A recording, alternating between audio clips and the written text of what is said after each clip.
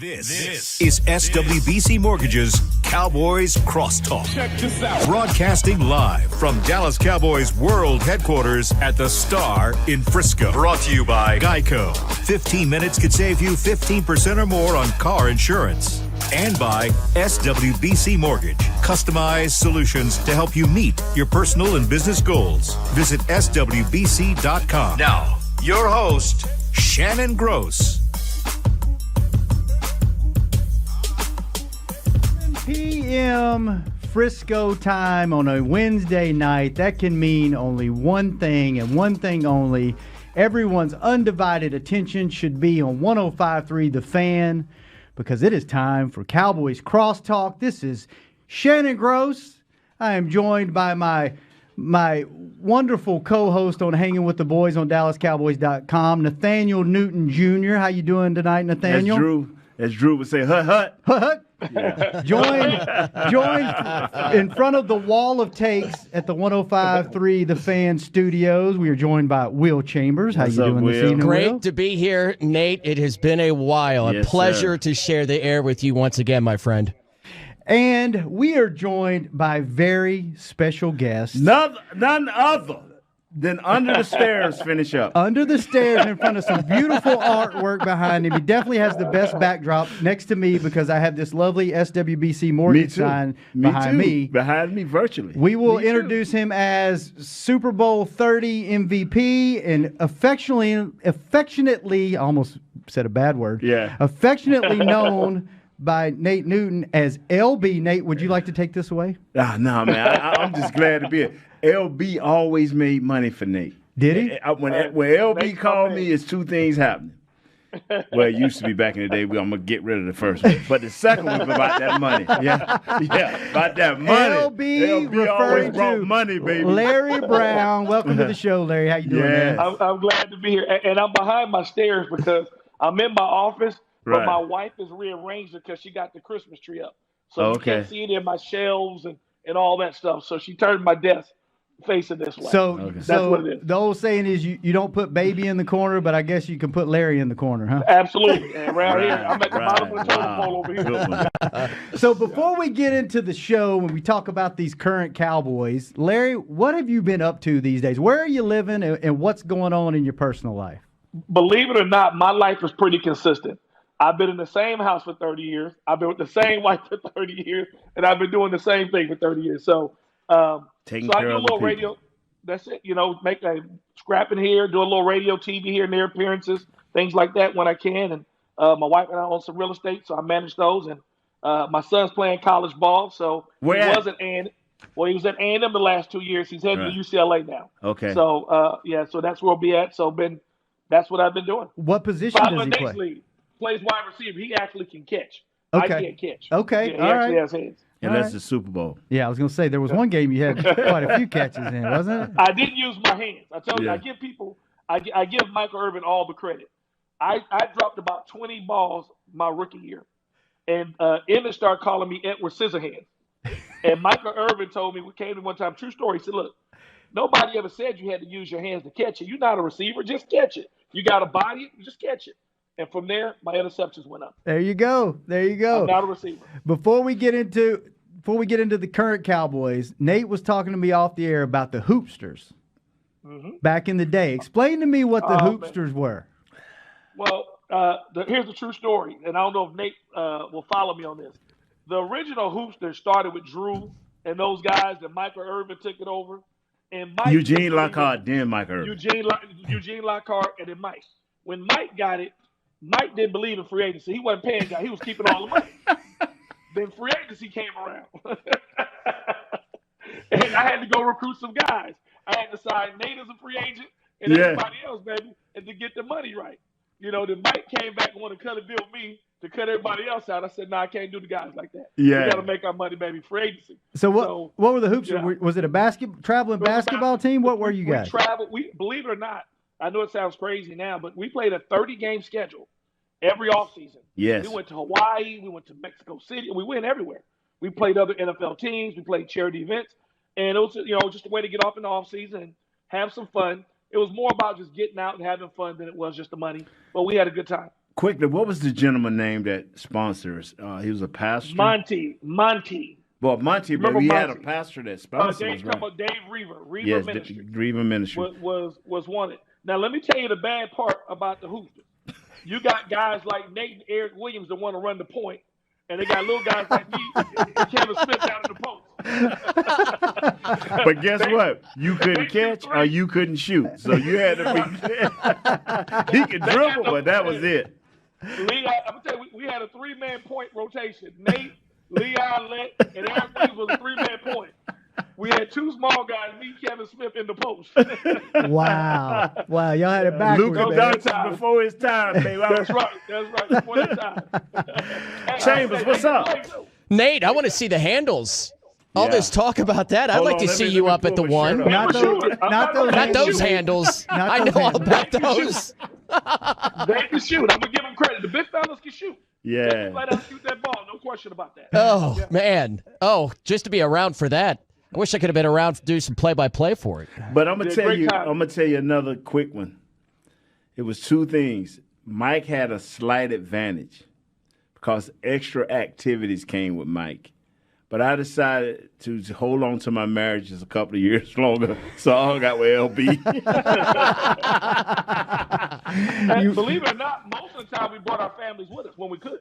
Yeah, we did. And that wasn't normal on Hoopster trips. No, it was not. We all went to Hawaii together. Larry, Yeah, man, I went to want to Hawaii thank you together. for that, man. Yeah, man, it was great times. That's awesome. Great time. That's awesome. All right, let's get into current Cowboy talk. I am so glad we have a defensive guy on the show because all the conversation this season has been about defense and what's wrong and is it scheme, is it players? And I think Nate, we talk about this every week on the show. Larry, let's get your opinion first. Will, we'll go to you after that. Get your opinion. Nate, you can chime in. Larry, what are you seeing on the field? Is it scheme? Is it players? Is it a sign? What is going on defense? I think it can be all of the above. I'm a big believer. I'm not being funny here. I believe in ideology, meaning this. When you're trying to build a good team, you have to get people to buy in and people to believe in what you're doing. Coaches make calls, players got to buy into it. And I think, in my opinion, again, my assessment defensively, the last 4 or 5 years, we've been renting guys. If you got a bunch of guys on 1 and 2 year deals and they don't know if they're going to be there, a couple years out or not, how much are they going to buy in to the team and what you're doing? Or are they thinking about, hey, I'm going to be on another team next year anyway, let me play for me. And so I think when you're trying to build a championship team, you got to have everybody bought in. And I'm not saying, we had 1 year we got Quinn, we got Crawford, we got these guys. Next year you got Dontarius Poe, you got Griffin, and you got Michael Bennett. They're gone. You bring in Alden Smith, good guy, hadn't been there, been out of the league 4 years. Where's your leadership going to come from if you're running guys in and out like a train? So I think first of all you got to assemble a group and at least keep them together 3 or 4 years so those guys can learn to play together. And so I think that's one of the issues. They have not played together. Then you bring in a new coach, you go from Marinelli and his scheme to something totally different and Nolan and his scheme. Then you start losing good players like Byron Jones, and you start losing good players. So when I say all of the above, I factor all those things can contribute to you not being a consistent defense. And then you throw injuries in there, and that makes it even worse. Yeah. Will, what is your take on what's wrong here on the defensive side of the ball? Well, I think at the beginning of the season, the way that I looked at it a lot, where when you see people come into the NFL, there are some that have a difficult time right away because what they're doing is not reacting like an athlete. They're doing a little reacting, but they're also doing a lot of thinking. And I think because of the fact that you have a new defensive coordinator, new head coach, but a new defensive coordinator and a new scheme, that with guys trying to figure out what they're doing, that takes away from some of their ferocity, some of their aggressiveness, and things like that, I think can happen. The fact that you're going through all of these meetings and trying to learn everything via a Zoom instead of doing it actually, on the field and doing it actively, that does make a difference. But I do think that it gets to a point in the season where you go, okay, let's now see some of that toughness. And at times we've seen it, and at times it just seems to go away. I don't know the answer to that. I think that just lies somewhere in the locker room with the guys that are in there. But I do think that is a huge role as to what we have had here, just because it being, 2020 and all the things that go along with it. And like Larry said, it's a bunch of things all together. I also have had questions over the last couple of years with some of the guys, honestly, that are there on, where exactly is their determination to be the best version of themselves. Is it by being a Dallas Cowboy, or is it by what you actually put on tape? That's two very separate things. And those are the questions I have for that defense. Nate, can I add one more? go ahead, Larry. Go ahead. This your show, Larry. We're just here to participate. People assume that because you have a guy on the team that he can do what you want. That's not always the case. I remember talking to Mike Zimmer when he was defensive coordinator, and Mike is a guy that likes to play a lot of man. And they were playing a lot of zone at that time. And Mike said, Larry, we ain't got guys that can run.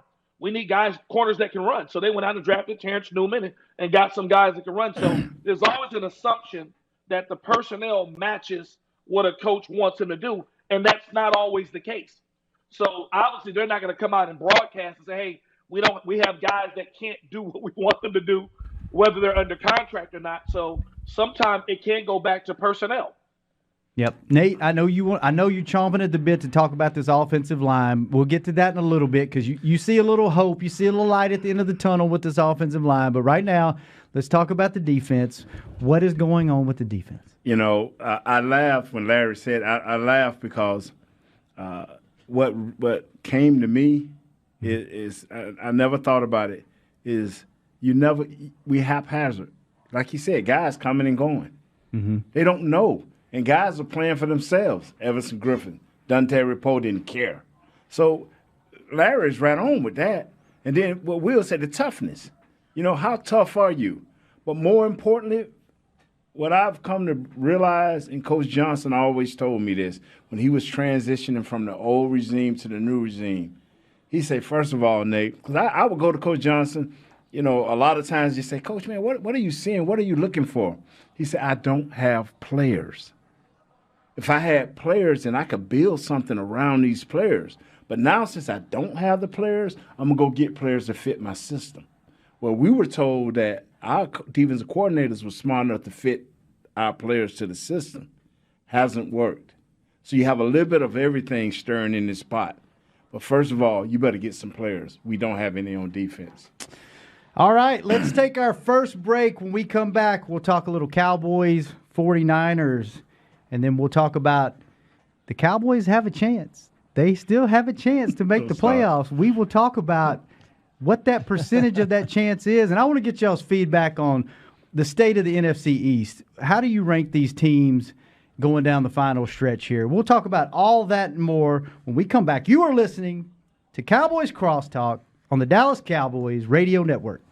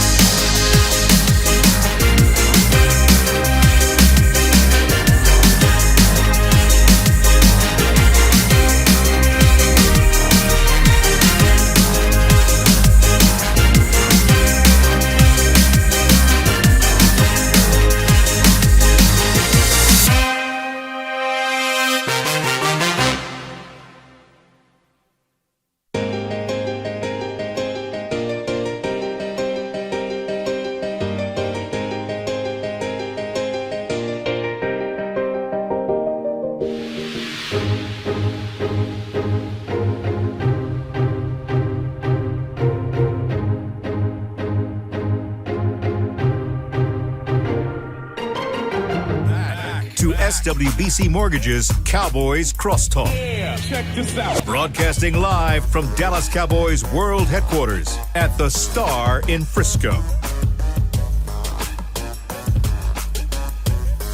Welcome back to the show. Shannon Gross here in studio alongside my partner, Nate Newton. Live from 105.3 The Fan Studios, Will Chambers. And live from his home with the beautiful backdrop in the corner, Larry Brown. We are back to the show. I'm turning my computer. I got to turn my steps here. Yeah. He said not much has changed, but clearly the office is changing. Yes. Will, question for you. Yes, sir. Cowboys had a victory on Sunday. They did. Right? Okay. I just want to make sure I didn't imagine that. They had a victory on Sunday. I think there were some positive things that came out of the game. Offense was able to move the ball. Defense bent but didn't really break. Do you think I should be excited about these positive things, or is this just an example of two really bad football teams and the better of the bad one? Well, the answer to your question is that it's definitely the latter part of that, okay. I would say. But I guess it depends on what side you sit on, and there are diehard Cowboys fans that want the team to actually lose, to play well and to lose. Mm-hmm. And there are diehard Cowboys fans that want to win. So it just depends, I guess, on what side of the fence you're on with that. I personally sit on one where I feel like there's no way for you to develop and to have a winning culture by losing games. So I don't know where you go with the rest of that. I think that it is positive in each step with what you see. Look, Cincinnati's destined to lose that game because that's what that franchise does. They're going to play when they're a bad team. If they have another bad matchup, it's like a flip of the coin. Whereas the Cowboys, I think that there is definitely more of a feeling of more organizational, a better culture with the Cowboys than you do with the Bengals. So to me, I just thought I was going to see exactly what I saw. Now, with San Francisco, it's a little bit different this week. I think the Cowboys having Andy Dalton, a guy that has taken a team to the playoffs so many times that he did in Cincinnati, as the perfect person that can keep, a ship, afloat or going, to wherever it kind of needs to go in the matter of time in which he's there, which is why he was brought in. And this team, as crazy as it is, has a chance. You win the final 3 games, you've got a really good shot of actually winning the division and getting into the playoffs. I think that if you want that, then yeah, you can be hopeful because of the fact that you were able to do some things very well and that your defense didn't get gashed. The Bengals' offensive line is terrible, but it doesn't mean that they don't have skill guys that can break off big plays. And we saw bad teams doing that against the Cowboys all year long. So it was possible. All right. Yeah, did they beat up on a lesser opponent? Absolutely. But they didn't give up all those huge plays outside the one, obviously, that it really showed you that, okay, they're moving in the right direction. And that, to me, is the most important thing. If you lose, you're not moving in the right direction. That doesn't mean you're going to win next year. You don't have a bunch of guys in a locker room that feel good about where you're at as a team if you lose to Cincinnati, if you lose to teams, within your own division like the Giants or the Eagles coming up. So I think that there certainly are positives. And so if I'm on the side that feels good about wins, then I do have some optimism. Before I move to Larry and then to Nate, I'm glad you said that. I'm glad you said that you don't think you can build a winning culture by tanking and losing games, because what would you say the split is up at the Fan with all the hosts? What percentage do you think are team tank versus team win out? The majority team tank? Or the majority team win out? Or is it about split? That's a great question, Shannon. I would think that it's pretty split. Okay. Because, the people that are team tank are, they're open with it. And it should be noted that the people that are team tank, they understand what tanking is. It's not guys going out there throwing games, because that's not what it is, right? It's organic. Those guys in the locker room are going to go out there and they're going to try to win. But they believe by doing it, organically, you try hard, you come up short. You play some other guys that are younger or whatever just to see what they have. And if you lose, so what? So I do believe that it's probably split. Okay. So, Larry, we talk about this all the time on our show. Nate, Jesse, Holly, always, you will never hear a player say, lose the games because you get a better draft pick and you get a head start on the next season. Talk about what Will just said, Larry, as far as building a culture and a winning attitude and learning to win. You know, we talk about it all the time. Nate, you were on some bad teams. Before you ask him that, ask him where Larry was picked at in the draft. Ask Larry. Where you were picked at in the draft, Number Larry? 320, baby. Number 320. Okay. 12th round. Okay, so now ask him about tanking. Okay. What about tanking? So let me say this. I think there has to be a bigger picture. And I would agree with Stephen A. in this. I love the Cowboys, but a lot of our fans are disillusioned. It comes down to what is your goal? We have not been back to a conference championship game in almost 30 years, okay? At the end of the day, the last several years, we beat bad teams. We lose to good teams. If you're a good football team, you're going to beat good teams. And I think there's an unrealistic, Cowboys pretty good. You're supposed to beat Cincinnati. Are we talking about beating Cincinnati? Are you serious? I mean, come on, it's a joke. You're supposed to beat Cincinnati, okay, these teams. But if you're going to be a good football team, you're going to be a contender, then that's the standard that you have to measure everything by. Now, we're just trying to get to the playoffs and get eliminated in the first round and be a 7-9 team, and we're happy we made it there. If that's the new standard, then everybody should clap and be happy with that. But that's not me. I think Nate knows this. We wanted to win championships. I remember my wife asked me this many years ago. She's like, "You think you guys are going to go to playoffs? Like playoffs? We're going to the Super Bowl. What are you talking about? You know, we're going to be in that championship. What are you talking about?" And I'm not joking. I'm not saying that arrogantly, because that was the standard that was established. Now it's if we beat bad teams, hey, we look pretty good. We got team chemistry. No, it's not. If your goal is to win championships and to contend, to be what New England was, now I'm not saying every year, to be with, Kansas City is now, to be right there, then you have to be a good football team. To be a good football team, you have to be realistic about what you have, what you don't have. Jimmy Johnson realized that we needed a pass rusher, and he went and got Charles Haley during the season. He could have sat there and said, "Hey, we got some guys, we'll be fine." He said, "No, we need another piece, okay? We need a tight end." He went and got Jay Novacek. So you have to add and be honest about where you are if the goal is to be a legitimate contender. If it's just to make the playoffs, lose in the first round, to be proud to go 7-9, if that's the standard. And I think the standards have been lowered, okay? So I don't believe in tanking. And I think the biggest thing, how you get guys to play, put somebody behind them that can take their spot. I'll give you a Nate Newton quick story one time. We're in practice doing inside run, and every now and then they bring a little cornerback down there to be in run support because they got a bunch of tight ends. And I remember Nate was getting up slow. He was banged up trying to fight through it, and like all the great players have. And I said, "Hey, dude, why don't you just give somebody else a chance? Hell, you're banged up." He said, "Have you seen Larry Allen?" So James Washington said, "Hey, he was banged up. Have you seen Darren Woodson? I'm not giving him none of my reps." So when you got guys behind you that can legitimately play, guess what? You ain't got to ask that question whether or not a guy is motivated or not. And I'm just a big believer of really great players are waiting for their opportunity. They don't want a starter to get hurt. They don't want anything to happen. But, hey, that's how Tony Romo got started. And that's how a lot of guys, when they got their opportunity, they ran with it. That's how I got started.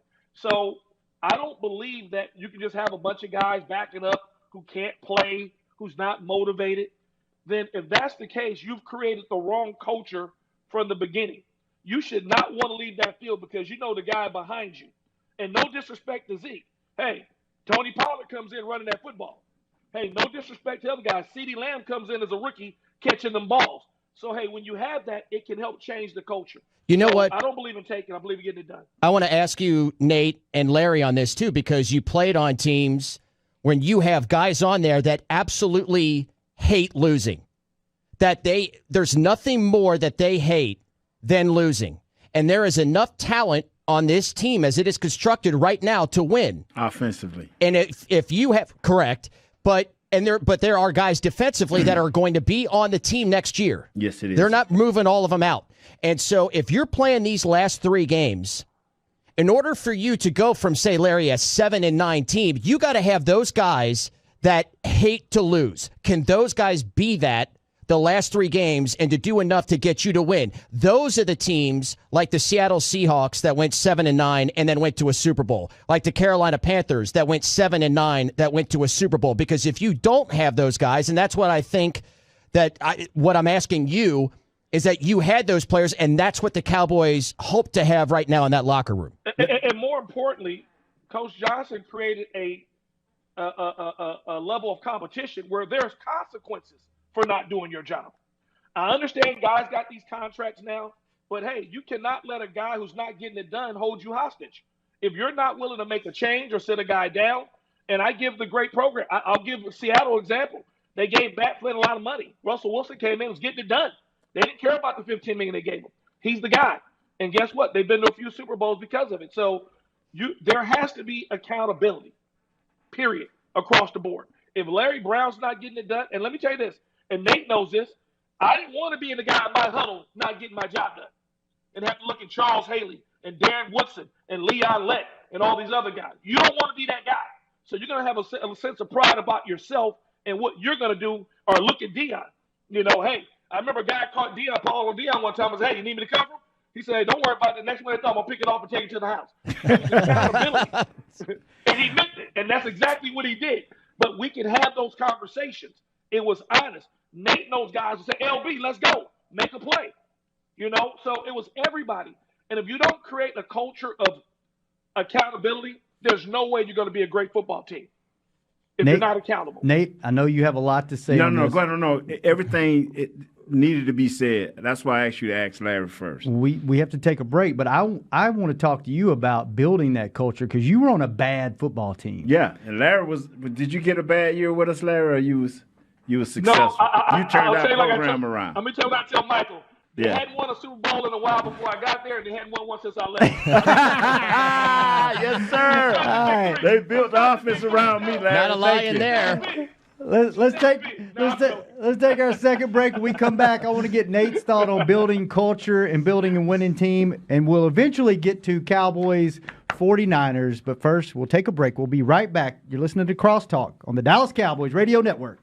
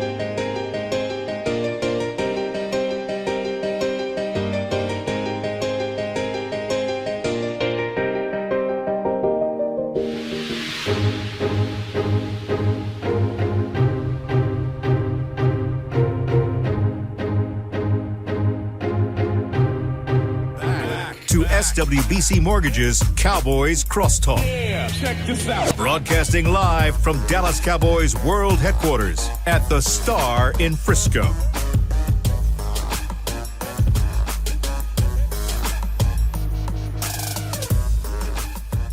Back to the show. Unfortunately, we're halfway done, but that means we still have half the show left to talk Cowboys football. Shannon Gross alongside Nate Newton, Will Chambers, Larry Brown.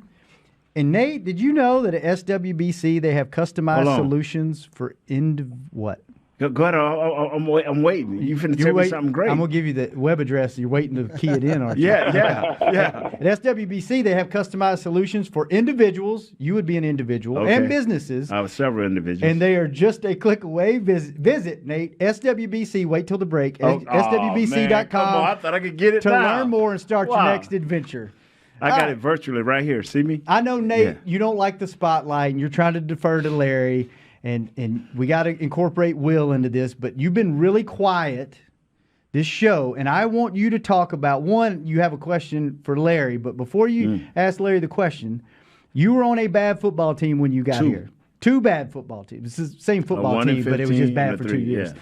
How did that culture, we're talking about culture, how did that culture change from bad to good? And as it was happening, did you realize what was going on, or was it just like a light switch and you were like, oh, we're good? No, it was a 2 or 3 year period or a 2 year period. But I want to say this right. Larry, do you remember the story you once told me about when Coach Johnson say, you getting ready to go against one of the Sharp brothers at Green Bay? That's right. Tell that story.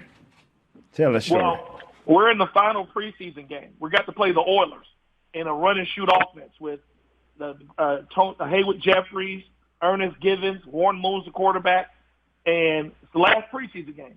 And he walked by my locker, and he caught himself, stopped, and walked back. He says, hey, I'm going to make a decision on you after this game. And I said, okay. I went out and played like I was scared. And I played probably my best game of the preseason because I understood what was on the line. And, those are the types of things you want to respond. You're a pro. This is your dream. Go do your job. Go do what you're good at, And so I went out and I played well. But that's the type of accountability. That's the type of pressure. And I think he wanted to see how I would respond. How many games did you start that year? I started the second game of my rookie season. So from there, I started 15 games as a rookie. So what I'm trying to say is this right here. You ask how you build culture. First of all, you got to get dogs. You got to get players that want to be there and have a sense of pride in what they're doing. And I'll give you a story. People are like, well, Nate, we always heard about how fat you was during the off season, how you go to the fat farm and how you do this and how you do that. But I never lined up and lost many battles. Because it was a certain thing about once me and you lined up nose to nose, you had to prove that you was better. That's whether I was in shape or out of shape. You had to prove that you was better. And I wasn't going to let you embarrass me in front of first of all, myself, my teammates, and family. Well, we don't have a bunch of guys like that. Now, they'll tell you that, but they don't have, and more importantly, the coaches haven't had a chance to bring those type of guys in. Because what is here, it's not built that way. You have maybe one or two guys that are built that way, that will accept that challenge and won't go to the media. Hey man, guess what my coach just texted me? Oh man, he gonna look at me this week. He's looking at you every week. It was never a time that Coach Johnson would pass us in the hall. He didn't have to say a word. His look, the way he looked at you, told you how he think you played. He didn't have to say a word. And he always had somebody, especially when you had a bad game, come Monday morning, Tuesday morning, he always had somebody sitting in your locker working out. In your locker. Hey, man, what you doing? Oh, I was with the Washington Redskins last week. I'm just here working out for the Cowboys. Got to look like you, built like you, so you know what the question is. Sitting in your locker. Sitting in your locker. So you would never relax. And yes, today's society says that, hey, I got a contract that says I'm going to be here 3 or 4 years. That is fine, but everybody don't have that contract. And you have to be sure the players that you're paying is the right guys. That's right. And can I tell you about Nate Newton's story? I used to hate to see Nate go to the Fat Farm. Let me tell you why. Before Nate went to the Fat Farm, he'd get to that second level about linebackers. When he came back ready to go, he was out there on corners. And I didn't want to see him. Nate. Because he was in shape. He was ready to go. And I'm not joking. He's rolling around. He's out there on corners when he got back from the Fat Farm. Prior to Fat Farm, he'll get to that about that end of that linebacker. Nate, so I hate to see him out there on me. Tell everybody what the Fat Farm is and how much weight you lost at the Fat Farm. Well, it varied. I went 3 years, I think. And what is it? What was it? Okay, it's a man named Mike Spots, who I found out about some other guys through another football player. He would help these guys lose weight quickly. You know, you would eat, but you would eat nothing but just you would be a vegetarian while you're out there. So, but anyway, you know, one year Coach Johnson looking like, Nate, you oh man, I don't think you're gonna make it. You're out of shape. You fat. And he didn't say it nice. I'm saying, you a fat son. You know how Coach Johnson was, man. He just talked to me straight up because we had a relationship like that. And I thought about it. I said, So I jumped in my little 2-seater Benz that I could barely fit in and drove to Florida. And I said, hey, Mike Spots, I need you, man. He said, well, this is what I charge per hour or I charge by day per week, however you want to do it. I said, I'm going to be here for a whole month. So you charge me whatever you need to charge me. And at that first time I went, I think I lost like 45, 50 pounds, like 6 weeks. The last time I went, I lost like probably about 80, 90 pounds. In 6 weeks? In 6 weeks, yeah. He was moving. When I tell you, Nate's a big man that can move. And I'm not joking. When I tell you, when he got back from the Fat Farm, he was out there blocking corners. And we don't want to see guys like Nate out there on us, okay? Because he was ready to go. He was ready to go. It just, but the thing about it is, Coach Johnson always looked at, were you competitive when you lined up? Were you ready to go on Sundays? And I remember one time I had a car wreck, man, bumped my head, had a big old knot on it early in the week, and to the point where even the players was like that. And Troy never really talked to you. He just nod his head or speak to you, depending on who you are. And towards the end of the week, you know, the swelling going down. I'm out there kind of moving around, practicing a little bit. Troy looked at me. I looked at him, what's up, Troy? I just want to know if you're going to play this week. I said, for you, Troy, I'm going to be ready. You threw me the thumbs up and went on about his business, man. Will, for you, 3 games left in the season. I think I read a couple of different places that the probability of the Cowboys making the playoffs is around 1%. Obviously, they have to win out for that to even be a possibility. What are you looking for in this team these last 3 weeks going down the stretch? Are you just looking for improvement, or are you looking – what are you looking at when you look at this team? Because I'm not sure, and I'm trying to – every week I come in here and I ask questions because I want to cling on to some hope. And every week I get a little bit, and then some weeks I get a little more, and some weeks I get reset way back to where I was. So I'm just wondering this week, what are you looking for down the stretch? Some fight. Plain and simple. You know, what do you want?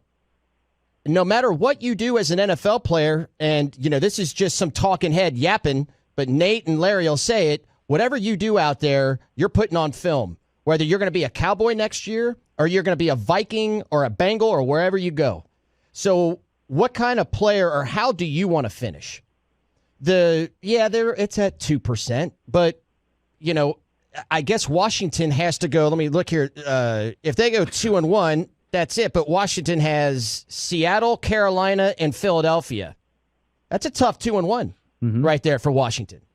So it's out there in front of you. What I want to see from these guys is really some pride. And at times we've seen it. At times we haven't, where I'm wondering, you know, like I said before, I'll give a lot of leeway because I can empathize with trying to do something while thinking your way through it. The better you know something, the easier it is for you to do because you don't have to think your way through it, and especially when you're an athlete. And I know that is a lot about what has gone into this team this year and with Mike Nolan and the scheme and all of that, and it's different, and I get it. But there's still a point where you got to fight, and it's been the fight against the running game that has lacked and has been quite honestly embarrassing. Through 12 games, there hasn't been a team in NFL history that had given up as many yards as the Cowboys this year has, or as many per attempt. It's just that plain and simple, that bad. And so what I want to see out of this team is, the things that you do get out of a number of guys, but can those guys lead the other ones to show that you do have the culture that will eventually lead to a championship?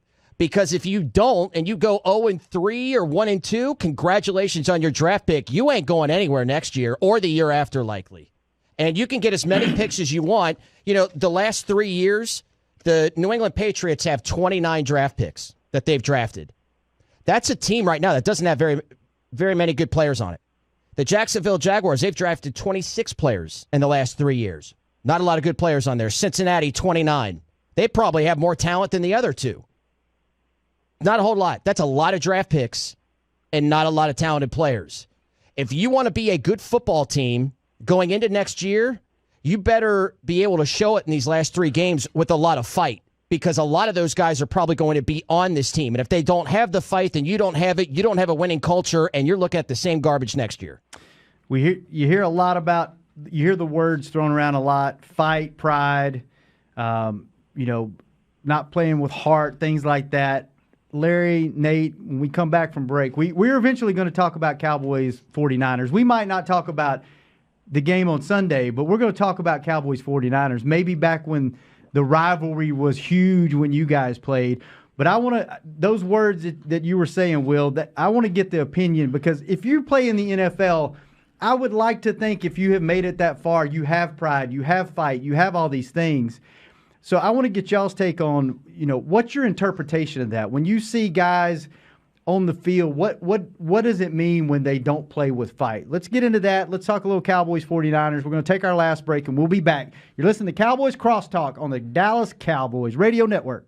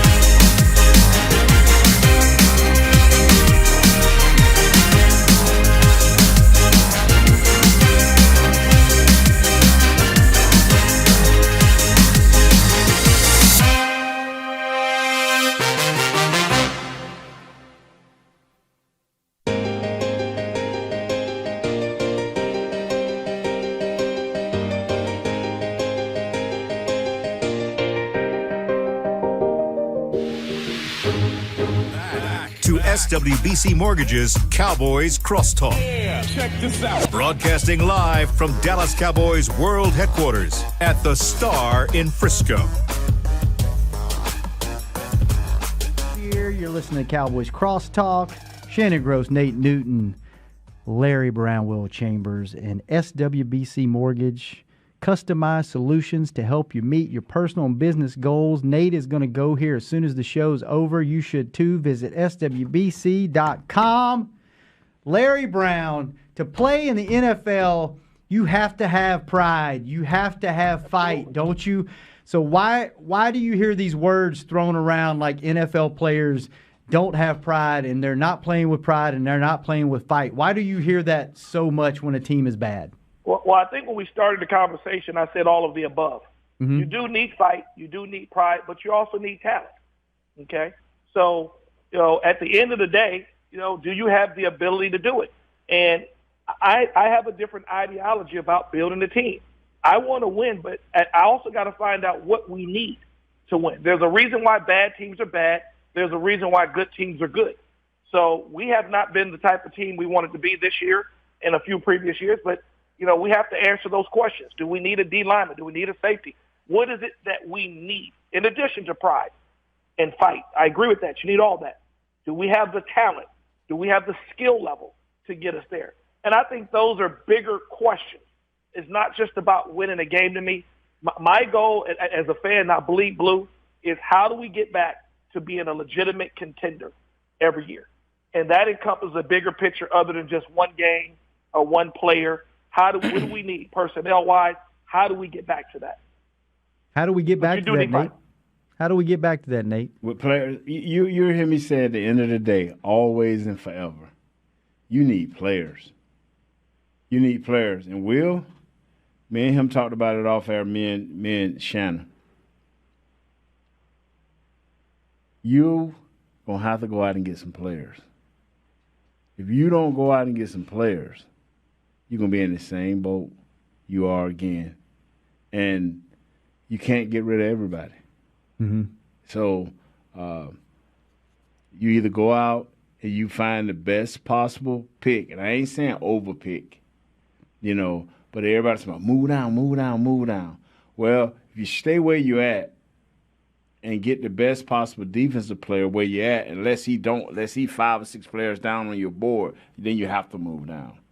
But you drafted the best in the first round, a shot at the best in the first round, a shot at the best in the second round, third, on and on. Go find the best defensive players you can can find. And if you don't, okay, you gave it a great shot because our only issue is defense. Now, around here for the last 6 years, I've been like, okay, y'all, we done talked about defense for 6 months. It's 2 weeks before the draft, and all of a sudden, everybody's board get filled up with offensive players, including the national guys. Let's see what happened this year. Well, let me ask you guys something. What do you think the difference is? Let's say that Dak doesn't get hurt. What is the difference between the season, I should say not the season, what's the difference between the teams, the Seattle Seahawks and the Dallas Cowboys in the beginning of the season? What was the difference between them? I would say to you, not a whole lot. Now, Russell Wilson is what he is, right? I think that I personally, and I know that I may be in the minority opinion of thinking that Dak actually is an elite quarterback, but I understand that a lot of people do not. He's not Russell Wilson, despite my feelings on that. But when you looked at the issues that both teams had, they were really similar, right? Right. And what changed for the Seahawks? Mental. Well, they made a trade for Carlos Dunlap. Mental. They believed. There you go, Nate. That they could win. And they had enough talent that was pushed to the edge to win. And it caught up with them defensively. Well, they also made a big move in going out to get Carlos Dunlap and traded some picks away to do that. I would agree with you that, well, one, they didn't have to go through the changes that the Cowboys did in this offseason and have to deal with, what they have because of the fact that we've been in the pandemic and all that. So things are different. I'm just saying from a team standpoint and a talent standpoint, there was a lot of similarities for the team. And what really seemed to change everything for Seattle, I think that they had the same belief that they had all year. You did have Jamal Adams out for a little while, but they bring in Carlos Dunlap. Boy, the belief may have changed a whole lot by getting what you guys are talking about. Yeah, a good player. It's about the players, but you said I want to disagree with you. You said at the beginning of the year, what was the difference? The difference was this: the belief that they could do it and have done it. The belief. And let me say this: I'm going to disagree with you here, Will. I think the Cowboys have had more talent. When Seattle went to the Super Bowl, they didn't draft Marshawn Lynch in the first round. They traded for him and got him from Buffalo. Mm-hmm. Tyler Lockett was not a first-round draft pick. Doug Baldwin was not a first-round draft pick. So you can arguably say that the Cowboys, Dez Bryant was a first-round draft pick. Jason Witten was a Hall of Fame tight end. You can truly say that they have more talent. We had the best offensive line in football. No one's ever said Seattle had the best offensive line in football. Okay? Cam Chancellor, Richard Sherman, these guys were not first-round draft picks. So I think that Seattle has done a better job developing their players. And then, like Nate said, they have the belief that we can win, and they have been a contender literally the last several years. So they've been in contention where we haven't. We're great on paper. I think they've done a better job of developing guys. Doug Baldwin, you're going to tell me the Cowboys have not had better receivers than Doug Baldwin? Oh, no, absolutely. No, I think we're arguing the same thing, actually. Mm-hmm. What I'm trying to say is what Seattle did is they went out and they made the changes and got what they needed. They got what you guys are talking about. Yeah. You got to have players. I'm not arguing that with you. You're absolutely right. We could talk about, the desire and the will to win, all that, and that's some fluffy, great stuff. I do want to see more fight on that. But, Larry, Nate, you're 100% right. You don't have the horses, you ain't doing anything. And every chance that when I talk to people that know Coach Carroll personally, it's what Larry talked about earlier. He was always creating competition. He always is creating. Him and the coach at New England, why every other year or so you hear them getting fined and losing draft picks for over practicing?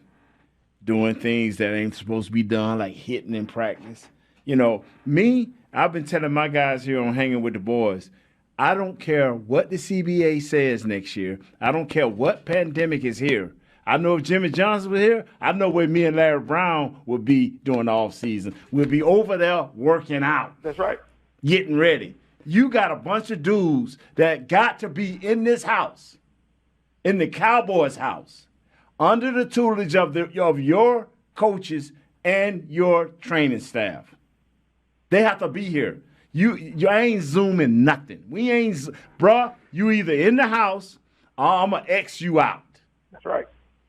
I want to run straight through the podcast window right now, Nate. You need to give every speech the next season. I'm just telling you. Remember when Jimmy told us after the season one year, well, I don't think Larry was there yet. He told us, everybody said, man, I'm going to do this during off season. I'm going to do this during off season. Jimmy said, well, you better check your schedule because tomorrow morning I'm telling y'all from 2 weeks from now what we'll be doing. You got 2 weeks to do all that you're talking about because 2 weeks after that, we got your schedule mapped out.